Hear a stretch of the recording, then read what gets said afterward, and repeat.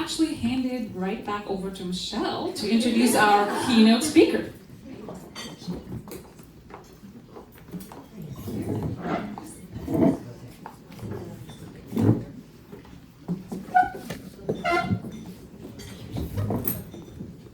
Testing.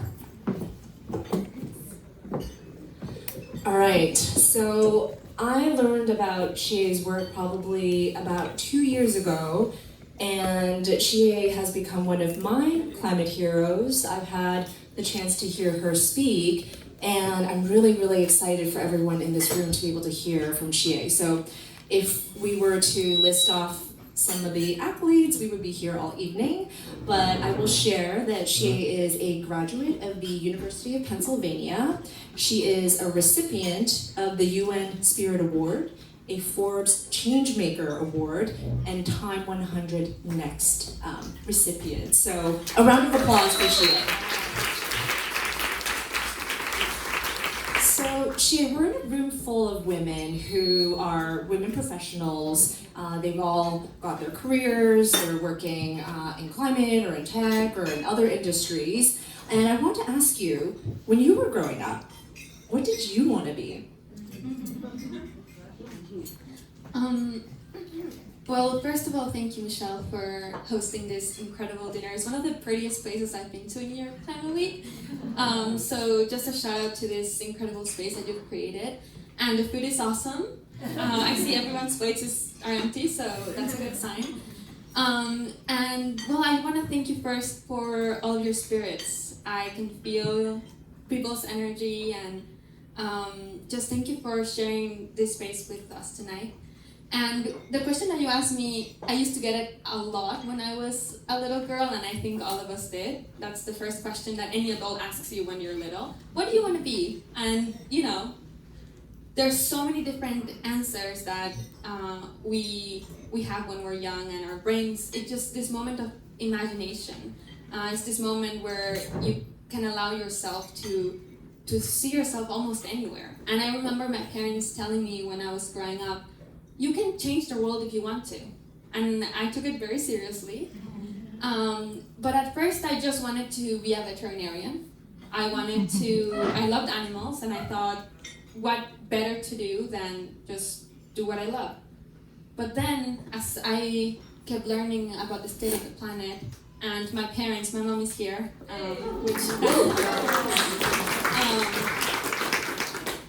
my parents actually met at the first Earth Summit in 1992. Wow. So I could not be a veterinarian. I kept learning about how the climate crisis was affecting my community. I'm from a small town in central Mexico. And we are the second largest industrial part of Mexico, with 10 industrial plants, 200 factories, pollution in our river. When you live in a place like that, with principles that tell you to take care of the earth, there's this contradiction. And I did ask myself, why do I feel that I know what's right, but everything around me seems wrong?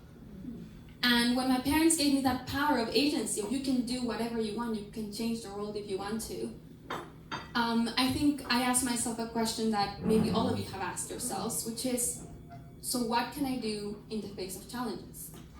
I couldn't really answer that question. I went through a lot growing up. My hometown actually suffered from heavy flooding, which is when I realized that my parents talking about climate since before I was born was actually a really big deal. But it didn't really hit me until that moment that the flood happened, about the state of our planet. And I remember my dad telling me, you know, nobody should live through this. Nobody should experience the climate crisis to know that we are in one. When I was 15, I was already living in New York. My parents worked for Karen Agor, Al Gore's daughter, for 5 years as professors at the Center for Earth Ethics in Union Theological Seminary. I don't know if that means anything to anybody. The point is, we were in New York, and for me, New York was a crazy place. I mean, imagine growing up in Mexico, seeing New York on your TV, and suddenly you're there. And one day, my dad said, you know, I have this invitation from the UN in Malaysia, and I can't go. would you like to speak on my behalf?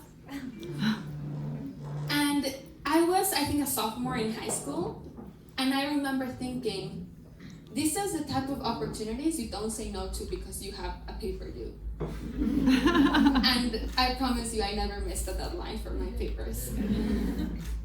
And I said, sure. I flew across the world to Malaysia by myself. I landed in the airport. They rushed me to the venue and they said, you're on right now. I was sweaty from like 20 hours of travel, I don't know, more, probably more. And I got on stage in front of all these UN people and I just spoke about what my parents had taught me, which was indigenous wisdom, making sure that our solutions are not damaging the earth, because my mom had told me, did you know that solar panels have plastic in them? And I was like, oh my goodness, we're perpetuating one crisis while trying to solve another. And that really stuck with me. But what was the most incredible part after that intervention was that people were listening to a child, I mean a youth, I don't know even what to call somebody who's speaking at 15. The point is that they were listening to me when an adult was saying the same things, and the message wasn't hitting the same, because the climate crisis is intergenerational injustice. And that is when I found myself with this like newfound responsibility that it was my duty to join the climate space because I was a young person representing the future. I came back to New York, I started organizing my school. First, we had 600 kids walk out on strike, and 3 months later, September 20th, 2019, we organized a strike of 300,000 people. Wow. With very little, you can do a lot. And many of us have gone through several careers, so I hope one day you will become a veterinarian. Well, so in addition to having career top of mind, many of us in the room work for corporations that are supporting the energy transition and have net zero goals and are looking to decarbonize. What are your thoughts on net zero?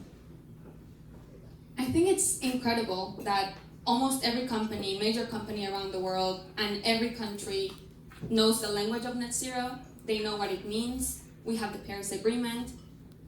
In a way, the climate movement has succeeded, at least in the comms section on net zero. Obviously, we have issues with the implementation of it. Sometimes, carbon markets can be harmful for local communities. We have issues of monoculture, etc. But we can celebrate net zero and say that is the first step in understanding a full planetary approach to climate solutions, because nature is not just carbon, right? We can think of the climate space as like measuring these parts per million of carbon in the atmosphere. But the truth is, if we don't have a full planetary approach to our climate solutions, we can perpetuate some other crises. For example, if we only draw down carbon, but we're not focusing on biodiversity or the health of the ocean or regenerating land, then we're not going to get to the other side. And you can see this very clearly in the planetary boundary science. The planetary health check came out yesterday, and it shows what we need to do to get into the safe zone, not only of CO2, but through biodiversity, phosphorus and nitrogen cycles, so many things that we probably couldn't even remember the 9 planetary boundaries. But we know that it is the first time that Western science has said we recognize the intersectionality of the things on the earth. And it's something that indigenous communities have known for thousands of years, that the earth is interconnected. And it seems that science went all the way there, focusing on the most minuscule variable to come back to the fact that we're interconnected. And let me tell you, we have one creation story from where I come from, which is that one day Atlanchana, which is a siren, came to our community and started brushing her hair, and all of life came out of it. All the frogs and the ducks and the plants came out of her, and that is what the earth is. All of life has come out of the earth.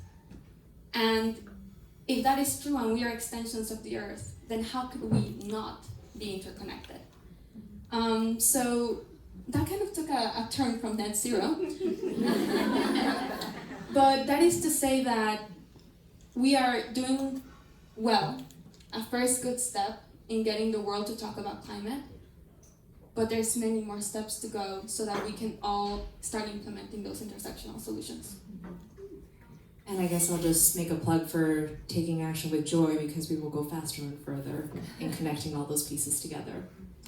So Xiye, what 3 causes, climate topics are most important to you in climate?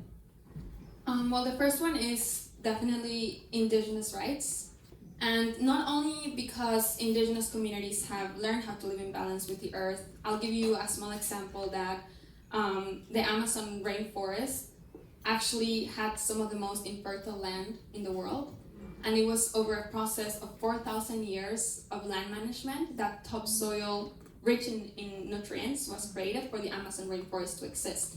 Some of the national parks that you know today, like Yosemite, are so biodiverse because of indigenous communities.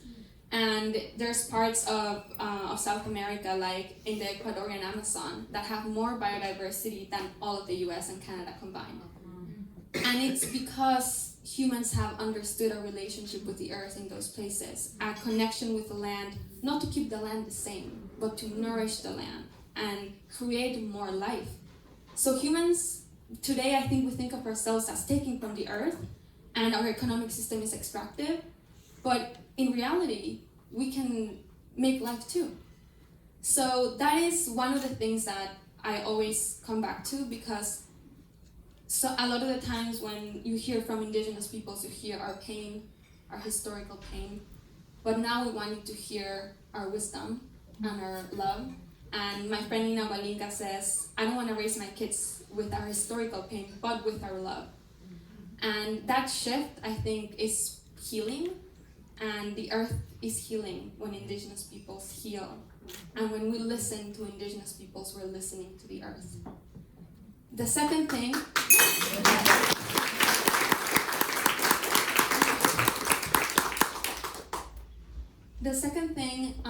that is really important to me right now is actually the financial system.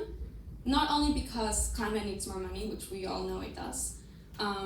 If you didn't know, in Baku, they're negotiating finance and how the global north will get finance to the global south. And the danger is that it can lock the global south into more debt, because you have a climate disaster, we'll give you money to fix it, but you owe us with this interest. You want to adapt, you owe us. You want to mitigate, you owe us. And so we cannot only talk about the amount of money, which is what many countries want to talk about. We have to talk about the quality of the finance. Make sure that the finance is not making people owe money for the next, like until the end of the century or beyond. But the other thing about the financial system that I find fascinating is that we only, and Sylvia talks about this a lot, we value things when they're dead, but not when they're alive. The finance system only sees nature once it's turned into a commodity, but never when it's thriving. And did you know there are 32 ecosystem services? And they include anything from carbon capture to filtering water, to biodiversity, to all of these things that the planet does that we take for granted. And over half of the world's GDP is dependent on ecosystem services functioning. And if the earth doesn't work, the finance system collapses. And the finance system itself is backed by gold. Where do we get gold? From indigenous communities in the Americas, polluting water, putting it in a box, and a system of extraction flows from the system of extraction. And I had a conversation with an economist yesterday who said, we can actually turn the financial system on its head so that we can value living nature and actually see wealth in the earth and everything that it does. And for an indigenous community, that is blurry territory. Because if you tell me I am putting a value on this whale, I will tell you, you are what? But if we think about it in the services that nature provides, it can be different. So that is another thing that I'm really focused on right now, finance flows, and how we can value nature in a system that only values it once it's commodified. And the third and final thing for me is circularity. I don't know much about circularity. I just know that we're creating a lot of waste. And the Great Pacific Garbage Patch is like the size of France. Is that right? I heard, I don't remember if it was 3 times the size of France or the size of France, but the point is that it's huge. And until our manufacturing doesn't see waste as part of the production cycle, we're going to stay in a system that just extracts from the earth and uses the earth as a trash can as well. And that is not sustainable. I don't have to tell any of you that. And what our challenge is to make sure that we find a way to turn the system circular. Why? Because the earth is also circular. Like the earth works in circularity. Think about the seasons. Think about when a tree decays, it goes back into the earth as nourishment for the next trees to grow. When we mimic the earth, we can thrive. So that is the last thing that I'm focused on, to make sure that we extend these values and teachings from the earth into the ways in which we have shaped society to be. Amazing. What about a little round of applause for Xiye?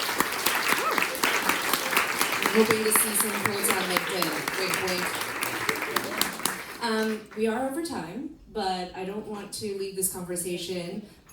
Despite being youth, obviously you've done really well in your career, Xiye. Do you have a tip that you want to share with our audience here? Yeah, I actually was thinking a lot about this because you've probably heard the most incredible advice from the women around you. But yesterday, it came to me that for a long time in my activism, I was asking myself, how do I fight better? How do I fight harder? How do I go out in the streets and create a better chant? But in reality, the question I should have been asking is, how do I collaborate better?